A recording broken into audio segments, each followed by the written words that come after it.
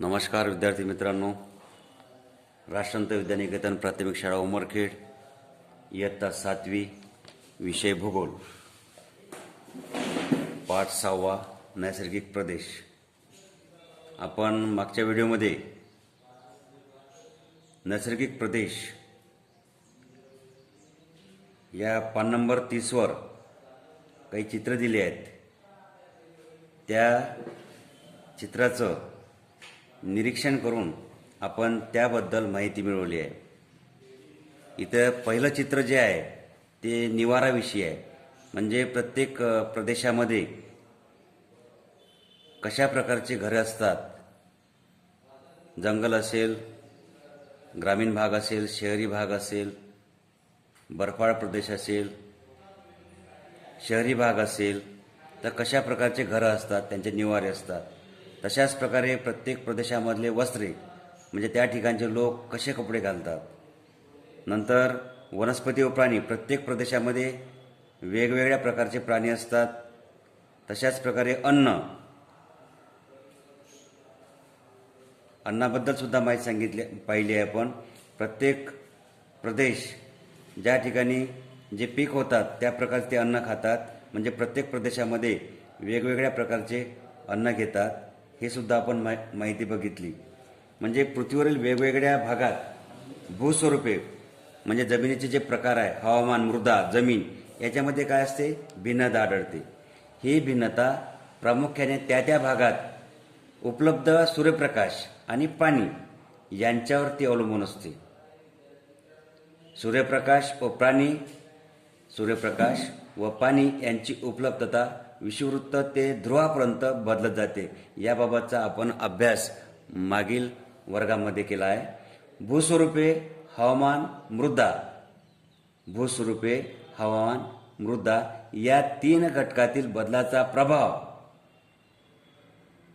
वनस्पती, प्राणी व मानवी जीवन यांच्यावर पडतो. म्हणजे जमीन, हवामान आणि तिथलं जमिनीचं जे भूस्वरूप आहे, प्रकार आहे, या 3 घटकांचा प्रभाव, जर हे 3 घटक त्या ठिकाणी कसे आहेत, त्या घटकातील बदलांचा प्रभाव वनस्पती, प्राणी आणि मानवी जीवनावर पडतो. त्यानुसार मग त्याच्या जीवनामध्ये जैवविविधतेत बदल होतो. अशा प्रकारे हे प्रदेश पृथ्वीवर वेगवेगळ्या खंडात विशिष्ट अक्षवृत्ताच्या दरम्यान हवामान, वनस्पती व प्राणीजीवन यात साधर्म्य आढळते. अभ्यासाच्या दृष्टीने हवामान, वनस्पती व प्राणी यामध्ये आढळणाऱ्या साधर्म्यामुळे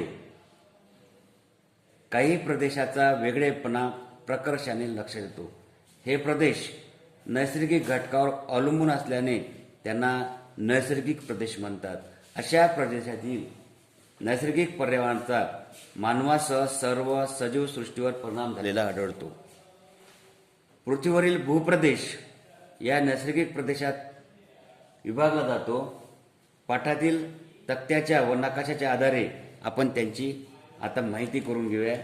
पान नंबर 32-33वर हा एक तक्ता दिला आहे.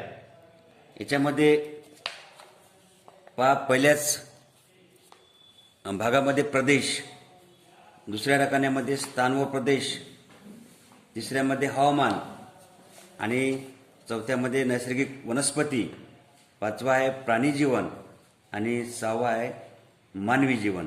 अशा प्रकारचे याच्या तक्त्यामध्ये रकाने दिले आहेत. पहिलाच पहा रकाना प्रदेशाचा आहे. त्यातला पहिला प्रदेश आहे टुंड्रा प्रदेश.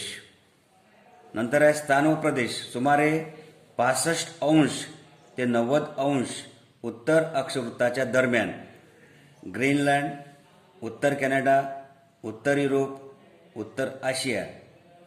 हवामान पहा तिथलं कसं आहे. उन्हाळ्यात सरासरी 10°C तापमान, हिवाळ्यातील तापमान सुमारे 20° ते 30° असते.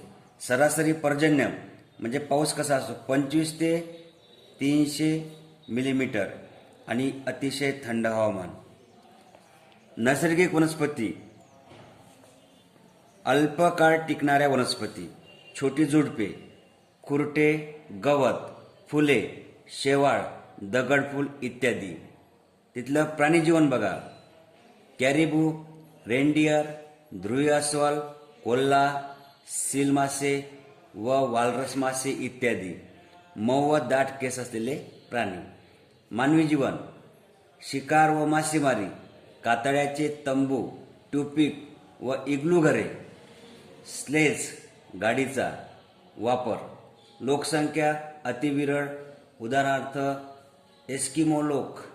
म्हणजे अशा प्रकारे या तक्त्यामध्ये सर्व प्रकारची माहिती सांगितली आहे की कोणत्या प्रदेशामध्ये स्थान, कोणतं प्रदेश, तिथलं हवामान, नैसर्गिक वनस्पती, प्राणीजीवन आणि मानवी जीवन कसं आहे हे या तक्त्यामध्ये टुंड्रा प्रदेश, तैगा प्रदेश, गवताळ प्रदेश, उष्ण वाळवंटी प्रदेश, पुन्हा गवताळ प्रदेश, सुदान, विषुववृत्तीय प्रदेश या सर्व प्रदेशाची माहिती सांगितली आहे. त्याचे स्थान सांगितले आहे. हवामान कसं आहे ते सांगितलं आहे. नैसर्गिक वनस्पती कशी आहे ते सुद्धा सांगितलं आहे. तिथलं प्राणीजीवन कसं आहे तेही सांगितलं आहे. आणि मानवी जीवन, मनुष्य कशा प्रकारे जीवन जगतो आणि तिथलं जीवन कसं आहे, मानवी जीवन एकंदर, हे सर्व या तक्त्यामध्ये सांगितलेलं आहे. त्यावेळेस तुम्ही हे पान नंबर 32 आणि 33 काढून हा पूर्ण तक्ता तुम्हाला वाचायचा आहे, त्याचा तुम्हाला अभ्यास करायचा आहे. ठीक आहे विद्यार्थी मित्रांनो.